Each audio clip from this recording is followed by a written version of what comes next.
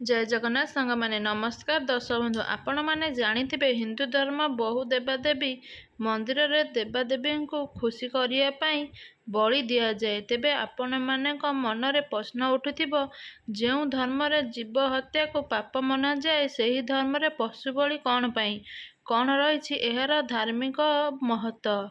एहा ठीक ना भूल ना केवल अंधविश्वास। चलंतु जानिबा एहार रहस्य आजिर एही भिडियो रे। दर्शक बंधु बलि प्रथा बहु दिनरू चालुअछि। एही प्रथा केबेठारू आरंभ ହେଲା एहार कौनसी प्रमाण नाही। बलिरे मईँषि छेली आदि बलि दियाजाए। आम हिंदू धर्म शास्त्र अनुसारे पशु बलि को ठीक मना जाए नाही आउ एहाकु संपूर्ण भाବରେ मना करा जाइछि।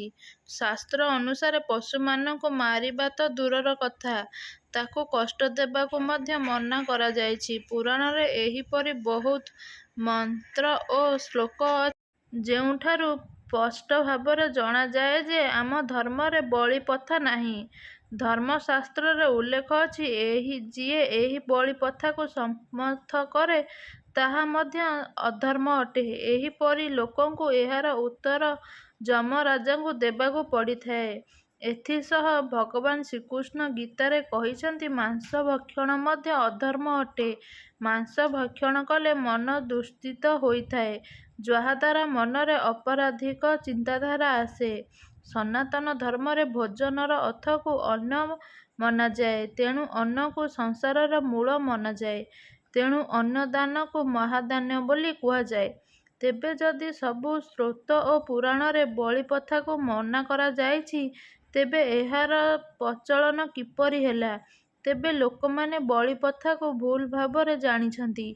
ବଳିର ଅର୍ଥ ନିଜର ଖରାପ ଗୁଣକୁ ସମର୍ଥନ କରି ଅର୍ଥାତ୍ ତ୍ୟାଗ କରି ଈଶ୍ୱରଙ୍କ ଆଗରେ ଶରଣାଗତ ହେବା ପାଇଁ। ତେବେ ଲୋକମାନେ ବଳିର ଅର୍ଥକୁ ଭୁଲ ଭାବରେ ଭାବି ନିଜର ଇଚ୍ଛାକୁ ପୂରଣ କରିବାକୁ ଯାଇ ମନୁଷ୍ୟ ତଥା ପଶୁ ବଳି ଦେଇଥାନ୍ତି ଯାହା ପ୍ରକୃତରେ ଭୁଲ ତଥ୍ୟ ଯାହା ମନୁଷ୍ୟଙ୍କ ଦ୍ୱାରା ପ୍ରଚଳିତ ସ୍ୱାର୍ଥ ସିଦ୍ଧିର ଏକ ବ୍ୟବସ୍ଥା ଅଟେ। ପ୍ରକୃତରେ ସନାତନ ଧର୍ମ ବହୁ ପୁରାତନ ଧର୍ମ। ସମୟ ଅନୁସାରେ ଏହା ବହୁତ ଲୋକଙ୍କ ବିଚାରଧାରାକୁ ପରିବର୍ତ୍ତନ ହୋଇ ଏହା ତାର ମୂଳ ସ୍ରୋତରୁ ବାହାରି ଯାଇଛି। ଏହାଦ୍ୱାରା ବହୁ ପରମ୍ପରା ଓ କୁପ୍ରଥା ଯୋଡ଼ି ହୋଇ ଯାଇଛି ଯାହାର ହିନ୍ଦୁ ଧର୍ମ ସହିତ କୌଣସି ସାମଞ୍ଜସ୍ୟ ନାହିଁ। ଏହା ମଧ୍ୟରୁ ଏହା ବଳି ପ୍ରଥା ଗୋଟିଏ। ଏହି ବଳି ପ୍ରଥା ତାନ୍ତ୍ରିକ ଓ ମାନକ ସମ୍ପ୍ରଦାୟରୁ ଆରମ୍ଭ ହେଲା। ତାନ୍ତ୍ରିକ ସମ୍ପ୍ରଦାୟ ନିଜର ସିଦ୍ଧି ହାସଲ କରିବାକୁ ପ୍ରଭୁଙ୍କ ପାଖରେ ବଳି ପକାଇଥାନ୍ତି। ଏମିତି ବହୁତ ହିନ୍ଦୁ ମନ୍ଦିର ଅଛି ଯେଉଁଠାରେ କି ଆଜି ମଧ୍ୟ ବଳି ପ୍ରଥା ପ୍ରଚଳିତ ଅଛି। ଯେପରିକି ଭାରତର କାମାକ୍ଷା ମନ୍ଦିର ଓ ଗତିମାନ ମନ୍ଦିର। ଆଉ ଓଡ଼ିଶାର ଏମିତି ଏକ ମନ୍ଦିର ଅଛି ଯେଉଁଠାରେ ବଳି ପ୍ରଥା ଅଛି। ଯଦି ଆପଣମାନେ ନିହାତି ଜାଣିଛନ୍ତି ତେବେ ମୋତେ କମେଣ୍ଟ ମାଧ୍ୟମରେ ଜଣାନ୍ତୁ। ଆଜି ମଧ୍ୟ ନିଜର ଇଚ୍ଛା ପାଇଁ ରୋଗରୁ ମୁକ୍ତି ପାଇବା ପାଇଁ ଲୋକେ ପଶୁ ବଳି ଦେଇଥାନ୍ତି। ବହୁତ ଲୋକ ଏହାକୁ ଉଚିତ ବୋଲି ଭାବନ୍ତି।